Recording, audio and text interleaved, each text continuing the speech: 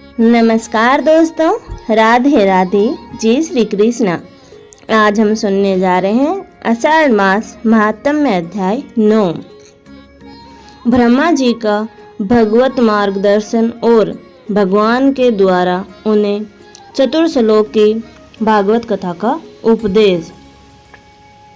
श्री सुखदेव जी ने कहा, परीक्षित, जैसे सपने में देखे जाने वाले पदार्थों के साथ उसे देखने वाले का कोई संबंध नहीं होता, वैसे ही देहादि से अतीत अनुभव स्वरूप आत्मा का माया के बिना दृश्य पदार्थों के साथ कोई संबंध नहीं हो सकता। विविध रूप वाली माया के कारण वह विविध रूप वाला प्रतीत होता है और जब उसके गुणों में रम जाता है तब यह मैं हूँ, यह मेरा है, इस प्रकार मानने लगता है। किंतु जब यह गुणों को शुद्ध करने वाले काल और मोह उत्पन्न करने वाली माया इन दोनों से परे अपने अनंत स्वरूप में मोह रहित होकर रमण करने लगता है, आत्माराम हो जाता है, तब यह मैं मेरा का भाव छोड़कर पूर्ण उदासीन गुणातीत हो जाता है। ब्रह्मा जी की निष्कपट तपस्या से प्रसन्न होकर भगवान ने उन्हें अपने रूप का दर्शन कराया और आत्म तत्व के ज्ञान के लिए उन्हें परम सत्य परमार्थ वस्तु का उपदेश किया। वही बात मैं तुम्हें सुनाता हूँ।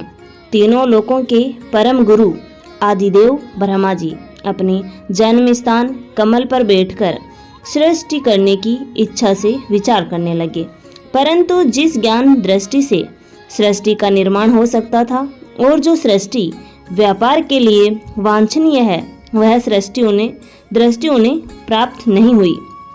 एक दिन वे यही चिंता कर रहे थे कि प्रलय के समुद्र में उन्होंने व्यंजनों के 16वें एवं 21वें अक्षर त तथा प को तप करो इस प्रकार 2 बार सुना। परिशिक्षित महात्मा लोग इस तप को ही त्यागियों को धन मानते हैं।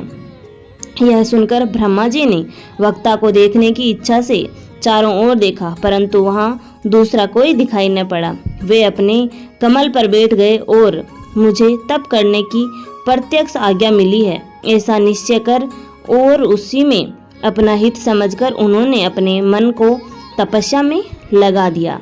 ब्रह्मा जी तपस्वियों में सबसे बड़े तपस्वी हैं, उनका ज्ञान अमोघ है। उन्होंने उस समय 1 सहस्त्र दिव्य वर्ष पर्यंत आग्रचित से अपने प्राण, मन, कर्मेंद्रिय और ज्ञानेंद्रियों को वश में करके ऐसी तपस्या की जिससे वे समस्त लोकों को प्रकाशित करने में समर्थ हो सकें।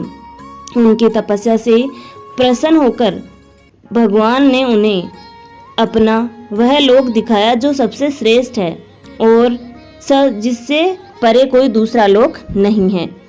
उस लोक में किसी भी प्रकार के क्लेश, मोह और भय नहीं है। जिन्हें कभी एक बार भी उसके दर्शन का सौभाग्य प्राप्त हुआ है, वे देवता बार बार उसकी स्तुति करते रहते हैं। वहाँ रजोगुण, तमोगुण और इनसे मिला हुआ सत्वगुण भी नहीं है। वहाँ न काल की दाल गलती है और न माया ही कदम रख सकती है।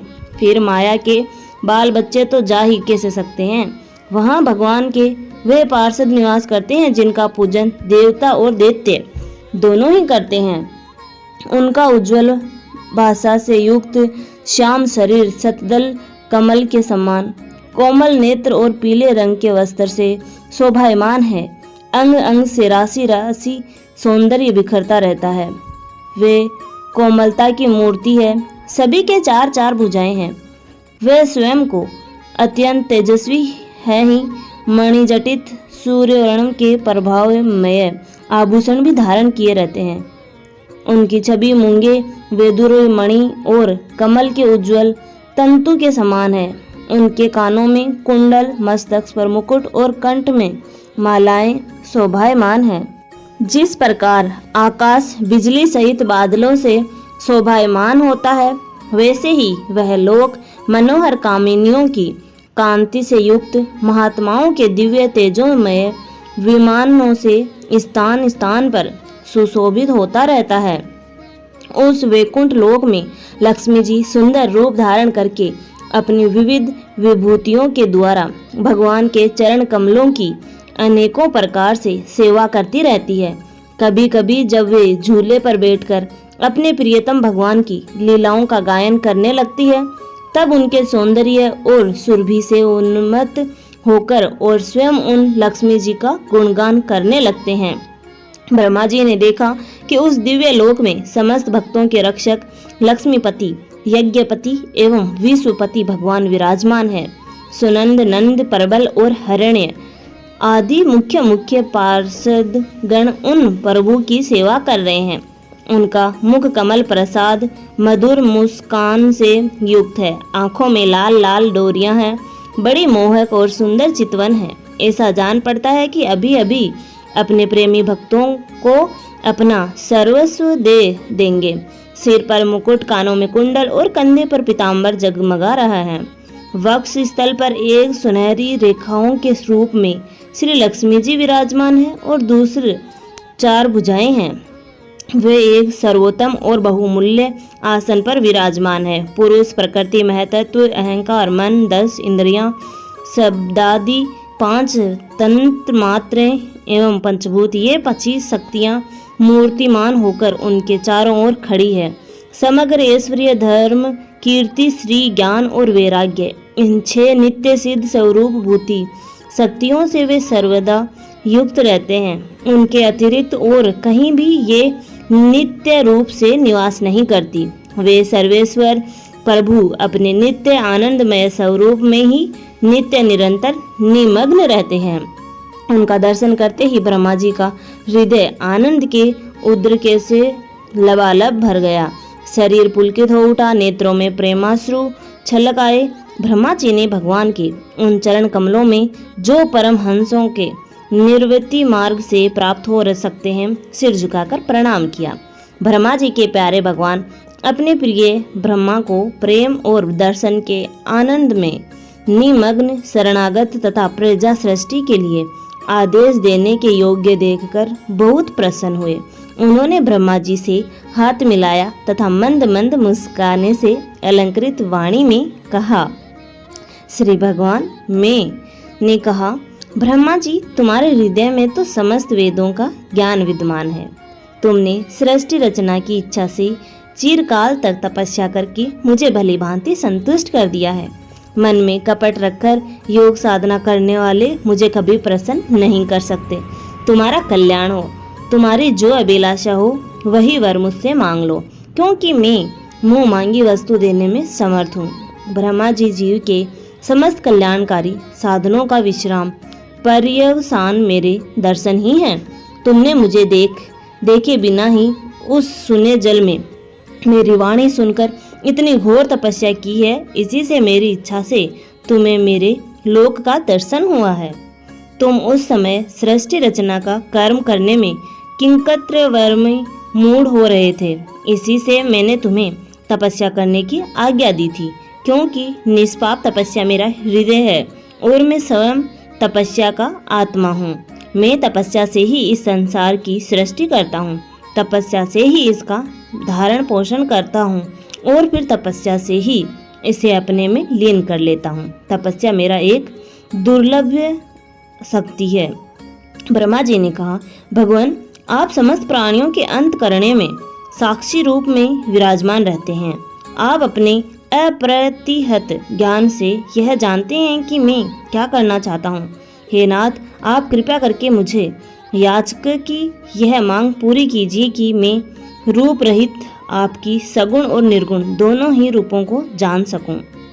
आप माया के स्वामी हैं। आपका संकल्प कभी व्यर्थ नहीं होता। जैसे मकड़ी अपने मुंह से जाल निकालकर अपनी क्रीड़ा करती है और फिर उसे अपने में लीन कर लेती है, वैसे ही आप अपनी माया का आश्रय लेकर इस विविध शक्ति संपन्न जगत की उत्पत्ति, पालन और संहार करने के लिए अपने आप को ही अपने रूपों में बना देते हैं और क्रीड़ा करते हैं। इस प्रकार आप कैसे करते हैं, इस मर्मर को मैं जान सकूं, ऐसा ज्ञान आप मुझे दीजिए। आप मुझ पर ऐसी कृपा कीजिए कि मैं जग रहकर सजग सावधानी से आपकी आज्ञा का पालन कर सकूं और सृष्टि की रचना करते समय भी कर्तापन आदि के अभिमान से बंध न जाऊं।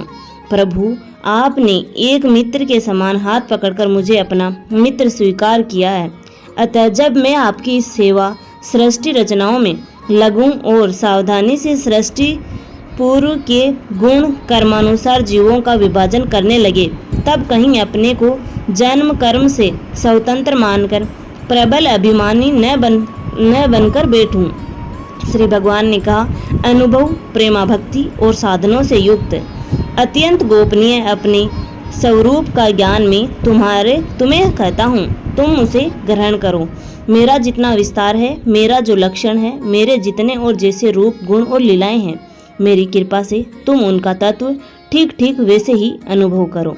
सृष्टि के पूर्व केवल मैं था। मेरे अतिरिक्त न तो स्थूल था, न सूक्ष्म था, न तो दोनों का कारण अज्ञान।